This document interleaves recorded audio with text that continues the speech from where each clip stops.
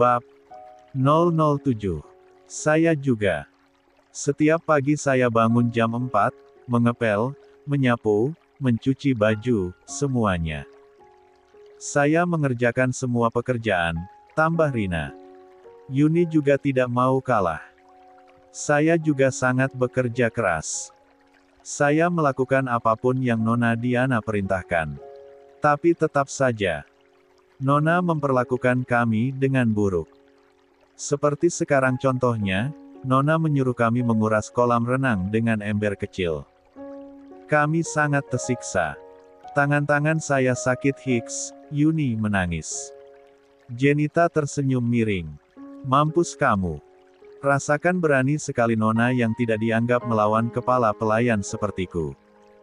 Diana, aku tahu kamu sedang amnesia tapi ternyata sifat burukmu masih terbawa bahkan setelah kamu hilang ingatan ya. Padahal aku sudah membantumu supaya kamu bisa menjadi istri yang baik untuk Kairo. Sepertinya kamu butuh banyak pelajaran. Aku dengan senang hati akan membantumu, Bianca menoleh pada Martha. Tapi bukankah ini sudah keterlaluan Tante? Tante akan membiarkan masalah ini begitu saja tanpa memberikan sedikit teguran. Bianca tidak sabar melihat Martha menghukum Diana. Diana, perbuatan kamu ini sangat tidak bisa dibenarkan. Saya memberikan pelayanan di sini untuk memudahkan urusan pekerjaan rumah, kamu malah menyiksa mereka, tegur Martha dengan nada tajam. Apa di masa lalu hal seperti ini sering terjadi? Para pelayan ini memfitnah, Bianca kompor dan Martha marah-marah tanpa mendengar penjelasan Diana. Wow, luar biasa sekali kehidupanku di masa lalu. Diana takjub pada dirinya. Kalau ada nominasi award orang paling sabar di dunia ini pasti Diana juaranya. Enggak juga, Diana merasa dirinya lebih pantas mendapat award orang paling bodoh di dunia ini. Bagaimana tidak, hanya orang-orang bodoh yang membiarkan dirinya ditindas padahal dia punya power untuk melawan. Diana tidak bisa menggunakan power itu dengan maksimal. Rasanya Diana ingin kembali ke masa lalu dan meneriaki dirinya yang bodoh untuk berani melawan. Diana, yang kamu lakukan ini sudah keterlaluan. Meskipun kamu sedang amnesia, saya tidak bisa mentolerir begitu saja. Jika orang luar tahu kelakuanmu ini, reputasi keluarga suamimu bisa rusak. Sebagai hukuman, saya tidak akan mengizinkan kamu keluar rumah selama 3 bulan. Emangnya tante suami saya melarang-larang saya pergi? Rasanya Diana ingin mencoploskan kalimat itu. Tapi itu ide yang buruk. Orang bernama Martha ini sepertinya tidak terlalu jahat. Daripada bermusuhan, Diana berencana memanfaatkan Martha. Sama seperti si Bianca ini memanfaatkan beliau. Alasannya sudah jelas, karena posisi Martha sangat penting di hidup Kairo. Sudah seperti ibu kandungnya kan, katanya. Tante, saya tidak masalah dihukum. Orang salah memang harus dihukum. Tapi bukan saya. Mereka yang harus dihukum. CCTV rumah ini tidak dinyalakan jadi saya tidak punya bukti mereka memperlakukan saya dengan buruk. Tapi bukan berarti saya tidak punya bukti lain. Tante Martha, tolong ikut saya, pinta Diana. Jenita, Rina dan Yuni saling menatap. Bertanya-tanya bukti apa? Padahal CCTV sengaja tidak dinyalakan, kerjasama dengan Satpam yang juga mengurus keamanan, supaya tidak ada bukti kejahatan mereka. Diana, apa yang ingin kamu lakukan? Kenapa dari tadi mengelak terus? Tidak susah kok mengaku salah. Tidak apa-apa kok. Toh hukuman Tante Martha tidak terlalu berat. Tante masih memikir kondisimu yang baru. Sembuh dari sakit. Mereka bertiga hanya membutuhkan permintaan maaf kamu dan kompensasi yang cukup. Setelah itu selesai, sergap Bianca. Iya, benar, ucap Jenita diikuti anggukan Rina dan Yuni. Tante, silakan ikut saya. Saya punya buktinya. Mengabaikan Bianca dan krocok-kroceknya, Diana fokus pada Martha. Ini sangat membuang-buang waktu. Tapi Martha juga penasaran, apa yang ingin Diana lakukan. Perempuan yang selalu diam, tiba-tiba berinisiatif membela dirinya sendiri. Momen yang cukup langka. Baiklah, tunjukkan apa yang ingin kamu tunjukkan. Bianca terkejut Tante Martha memberikan kesempatan untuk Diana. Padahal biasanya beliau langsung menghukum Diana tanpa mendengar penjelasan Diana. Dan selama ini setiap difitnah Diana juga selalu diam. Jangankan menjelaskan, berbicara saja tidak berani. Kenapa sekarang dia tiba-tiba berani melawan? Situasi macam apa ini? Kenapa berbeda sekali? Set. Sekarang disinilah mereka, di ruangan khusus art. Di sini, semua pekerja yang menginap, hanya diberi waktu libur 1 bulan sekali untuk pulang ke rumah. Mereka juga diberikan fasilitas yang baik, termasuk kamar yang nyaman dan makanan 3 kali sehari. Untuk kamar, tempat tidur antara pekerja perempuan dan laki-laki terpisah. Ini kamar Jenita, Rina dan Yuni, Tante. Di depan kamar mereka ada namanya masing-masing. Saya mengajak Tante ke sini ingin menunjukkan barang-barang yang tersimpan di kamar mereka. Seketika wajah ketiga Art kurang ajar itu memucat. Semua barang-barang hasil curian mereka, termasuk uang bulanan yang digelapkan oleh Jenita tersimpan di kamar-kamar ini. Mereka belum sempat menyembunyikan hasil curian, karena tiba-tiba Diana mengurung mereka di gudang. Gawat, gawat sekali. Nona Diana, jangan sembarangan menggeledah kamar orang. Jahat sekali, Nona yang sudah menyiksa kami, sekarang menuduh kami mencuri. Jenita berusaha memelas. Diana mengabaikan mereka dan menyuruh 3 pelayan baru untuk menggeledah barang-barang di kamar mereka. Diana, tindakan kamu ini keterlaluan. Hentikan sekarang juga. Pelayan juga punya privasi, tegur Bianca. Jadi maksudmu kalau ada pencuri di rumahmu kamu membiarkannya begitu saja? Wow, bijaksana sekali. Inikah orang yang baru saja mengatakan ingin mengajariku supaya menjadi lebih baik? Padahal menangani masalah sederhana begini saja tidak becus. Bianca ternganga mendengar dengan jawaban Diana. Sejak kapan perempuan bodoh ini jadi pandai berbicara? Martha juga terkejut. Ini pertama kalinya Martha mendengar Diana berani membalas kalimat Bianca. Nyonya, ini barang-barang yang kami geledah. Ketiga pelayan baru itu meletakkan semua barang hasil geledahan di meja. Mengumpulkan sesuai dengan pemiliknya berurutan mulai dari Jenita, Rina dan Yuni. Seketika Martha tercengang melihat banyaknya perhiasan dan uang di sana. Bukan melihat jumlahnya, tentu saja harta dan perhiasan Martha lebih banyak, tapi tercengang dengan fakta seorang pelayan memiliki perhiasan mahal-mahal seperti ini. Ada beberapa perhiasan yang familiar di mata Martha. Berlian dan emas pemberiannya untuk Diana. Meskipun Martha tidak suka Diana, setiap pergi ke luar negeri Martha pasti membelikan Diana perhiasan karena Diana adalah istri dari Kairo, keponakan yang Martha sayangi. Pelayan mana yang punya uang sebanyak ini dan perhiasan semahal ini? Satu berlian ini aku tafsirkan harganya bisa sampai 500 juta. Apa gajimu setahun mampu membeli ini? Diana mengambil salah satu berlian dan menunjukkan pada mereka bertiga. Mereka gelagapan. Gemetar dari ujung rambut sampai ujung kaki. Suara tinggi mereka yang mendesak Diana tadi, mendadak ciut. Bianca berdehem kecil. Diana, mustahil pelayan yang setia padamu selama 1 tahun ini mencuri. Kamu punya bukti dari mana?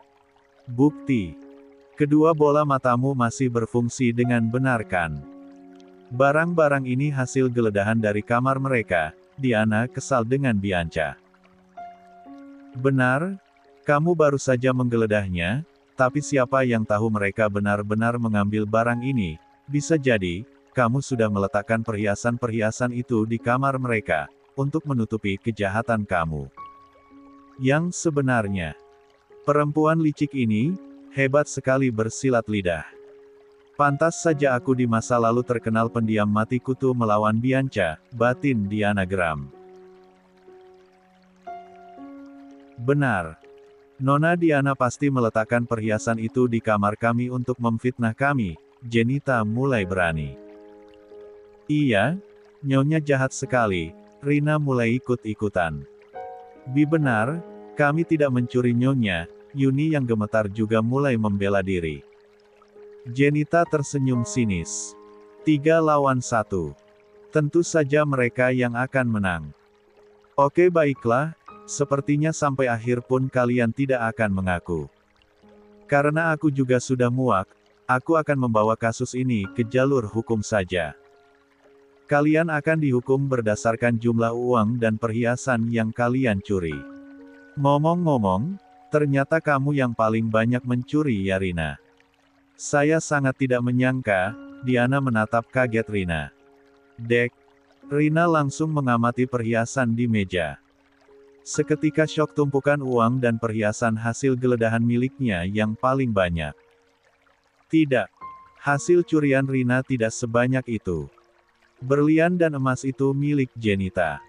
Kenapa ada di kamar Rina? Rina panik. Keringat dingin kembali membasahi dahinya.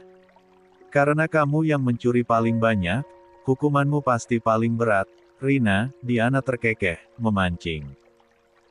Tetapi saya tidak mencuri, Nyonya, jawab Rina gugup. Oke kita buktikan di kantor polisi. Aku telepon polisi sekarang.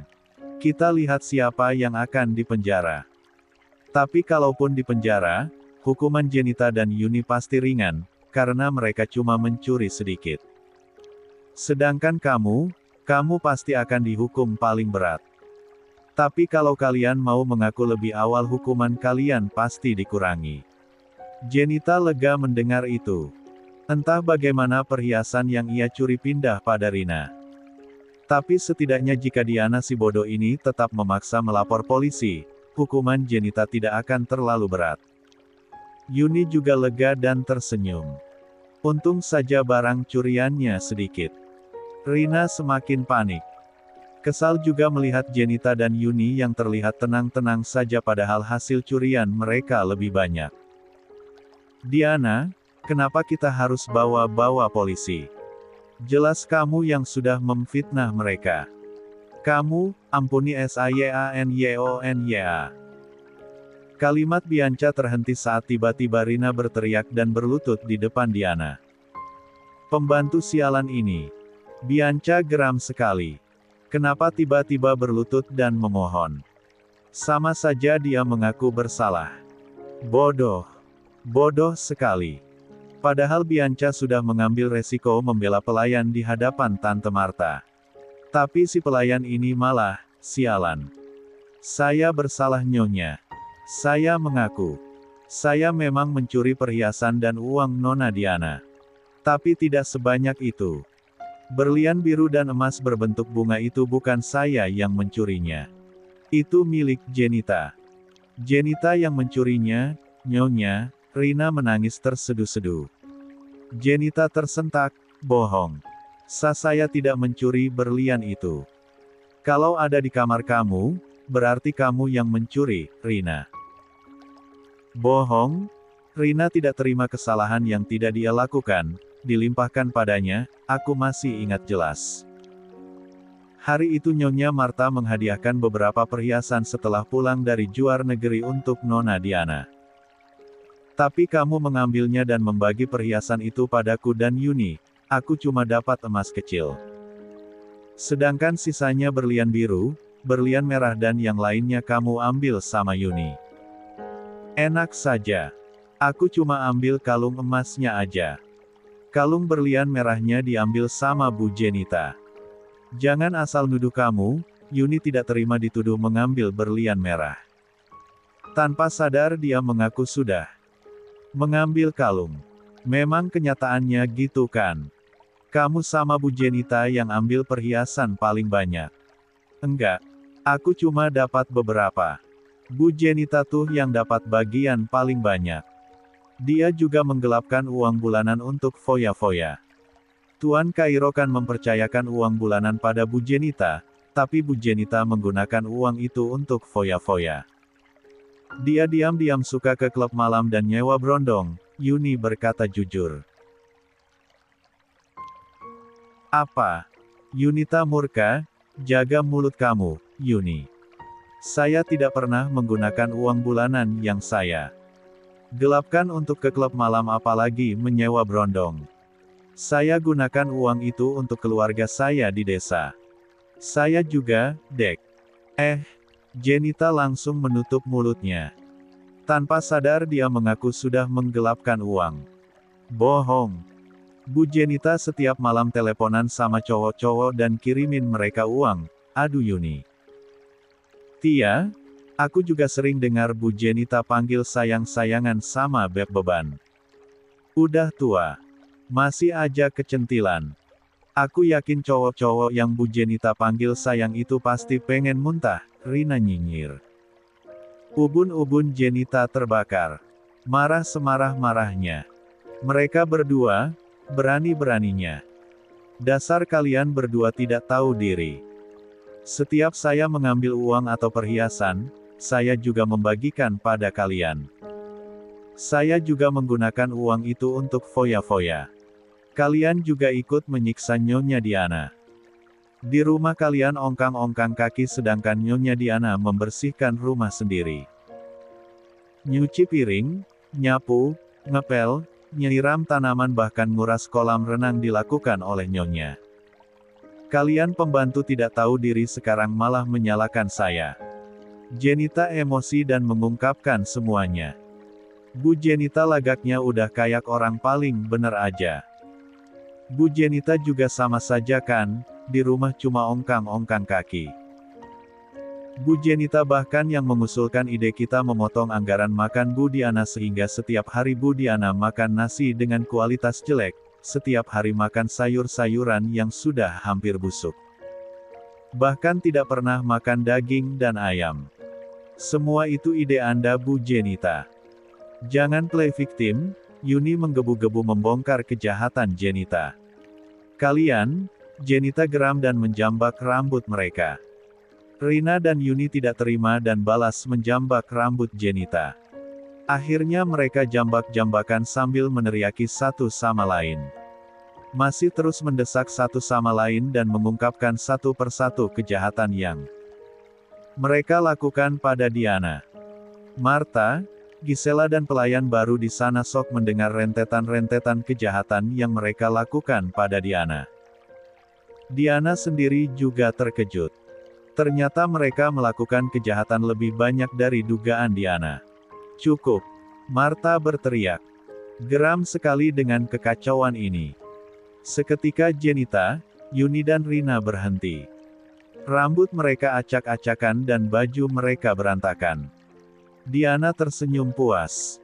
Benar, semua ini adalah rencana Diana. Diam-diam kemarin, Diana mengecek kamar Jenita, Yuni dan Rina. Ternyata benar sesuai dugaan, mereka mencuri barang-barang milik Diana. Awalnya Diana ingin langsung mengambil perhiasan itu. Tapi setelah berpikir jangka panjang, akhirnya Diana mengambil perhiasan Jenita dan meletakkan di kamar Rina untuk berjaga-jaga jika ada masalah seperti ini. Benar, tepat sesuai perkiraan Diana. Sekarang Diana hanya perlu menambahi sedikit bumbu. Tante, aku mempercayai mereka karena mereka adalah pelayan rekomendasi Tante. Aku yakin Tante tidak mungkin sembarangan memilih pelayan untukku, tapi ternyata mereka memperlakukanku dengan buruk. Aku memang hilang ingatan, tapi reaksi jiwaku tidak bisa berbohong. Jiwaku masih mengingat dan terluka sampai sekarang Tante, hiks. Alam bawah sadarku sangat terluka, Tante. Hatiku sakit sekali. Diana pura-pura menangis terseduh-seduh dalam pelukan Gisela. Oh sahabatku, malang sekali nasibmu, Gisela menambahi drama dengan mengusap rambut Diana penuh. Dengan dramatis. Bianca mengepalkan tangan dengan kuat sampai kuku-kukunya memutih. Diana, seharusnya kamu mengatakan ini sejak awal. Kenapa harus menunggu sampai selama ini? Marah. Marta. Maaf, Tante. Dulu aku takut Tante akan marah jika aku menolak menerima pelayan yang Tante rekomendasikan. Sebagai menantu keluarga Adiwinata, aku hanya berusaha menjadi menantu yang baik dan penurut, Tante. Tapi ternyata mereka, Hicks. Hua, Diana menangis semakin kencang. Marta memejamkan mata sejenak dan menghembuskan napas kasar. Kalian bertiga berani sekali membuat kekacauan di keluarga saya. Kalian tidak akan lepas dengan mudah.